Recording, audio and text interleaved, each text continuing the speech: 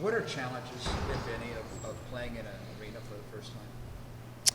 I mean, I think for most of our guys, all the arenas we play in on the road, are going to be for the first time. So, I mean, we know they're going to have a great crowd. We know they have a great atmosphere. And we've just got to be ready to carry our defensive play, our aggressiveness, our toughness, and our mentality, no matter we go play on the road. And whether it's the first time a guy's in there or they've been in there before, I think it's just the mindset to do that job.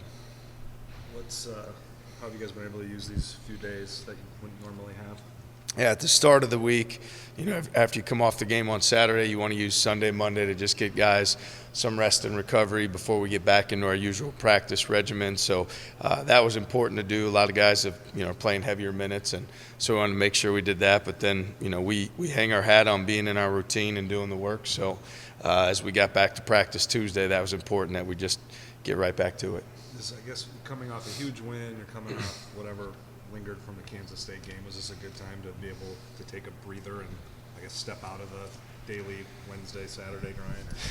Yeah, I mean, we'll see, right? Sometimes. Yeah, I mean, at the end of the day, we just want to take it one day at a time. So we had opportunity to take a break, so we did that. Don't think too far ahead. Don't get in front of ourselves. Just take the day as it's there, and so we did that. And now we're on to the next thing. We're getting prepared to go play at our best on Saturday. What's been most enjoyable so far for you as a coach about this season? Our guys. I know you're just 7 games in. No, our guys really like each other. They enjoy spending time together. They connect at our team meals. They have very low ego, so they're having fun as much as we're doing the hard work. You can see that they're enjoying doing the hard work, that they have each other's back, and that they're having fun for one another. I think that's evidenced so much when you see our bench, when guys are out of the game, how they act, how they treat each other, and then how they have joy for one another. They're excited for each other's successes individually as well as collectively. Do you know that? I don't want to say that's going to happen when you're recruiting them, but what do you look for? What traits do you look for that when you're in the recruiting process? I think if there are any, maybe it's just. No, I think if you look at the last 3 years, we had 3 players that were on the team the year before our first year. We had 4 last year. We have 5 this year. So as the roster turns over, you've got to continue to be mindful of the traits you're looking for, which we talk about how much we want guys who want to be here. Obviously, character, how do you handle adversity is important. Are you an honest person? Are you self-aware? Do you genuinely care about other people? And then do you have that chip on your shoulder? A lot of the guys that we've taken haven't played in the Big 12 or a league of this magnitude, so they're taking a step up. So are they going to be humble and hungry to do that work every day? I think all those things are important, that we look for those traits with everybody we bring in. How do you feel like you've seen some of the redshirt guys kind of progress as the season has gone along here? Yeah, I mean, our coaches do a tremendous job every single day of keeping those guys in the process. I make sure to do a job, on a daily basis of letting them know how much we appreciate the work they're doing. They're the scout team as we're preparing to play our opponents, so they've got to be locked in to learn another team's system and do that. They've done a great job there. That's only helping prepare them as well. And then, they've just got to continue to stay in the gym and develop. So, I mean, to me, you're aware of the work they're doing every day, but yet at the end of it, you're keeping your focus on the main thing, which is what do we need to do as a team to continue to move forward this season and be at our very best. Has there not, with the game not coming up until Saturday, have they been able to get off of the scout team and kind of work through different things and drills that they maybe usually wouldn't be able to? Yeah, I mean, we take a lot of pride in the player development piece. I think you've seen over time guys have tended to get better in our program because our assistant coaches do such a great job working with them, and we recruit guys that want to keep developing. So even when they're on the scout team, doesn't mean that we're not every single day making sure their development's at the forefront of everything, because that's ultimately the most important thing to keep moving our program ahead. What's your most impressive thing Kurt has shown you, especially when he wasn't getting shots, just in terms of who he is as a player and a person? Yeah, defensive intent. I think he's in the right place a lot defensively. He gets steals naturally.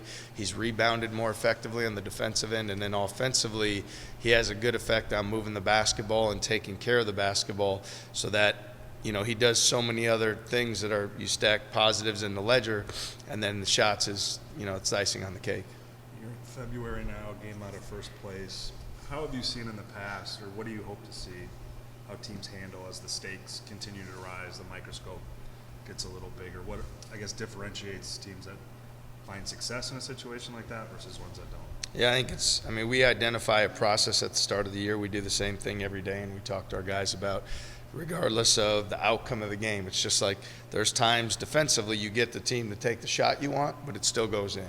And so you can't react to that shot because ultimately you did the job, and you believe that if that team has to take that shot over and over, you're going to be successful.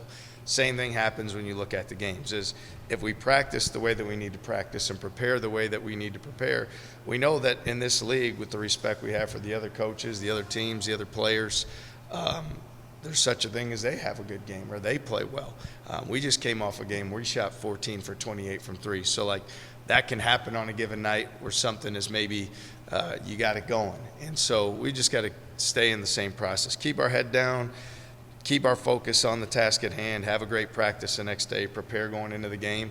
You know when you're in this league, you have to mentally prepare. Adversity's coming. You know adversity's coming. It's coming on a possession, in a play, in a game, over a stretch of games. We've seen that the last couple of years. So we're mentally prepared knowing that adversity is around the corner, and when it is, we're going to embrace it and hit it head on. When you get to this in later parts of the season, if you have success, is there a temptation by guys to say, okay, I can let this slip? Or if you don't have success, is there a temptation to panic and say we need to do something different? When, yeah.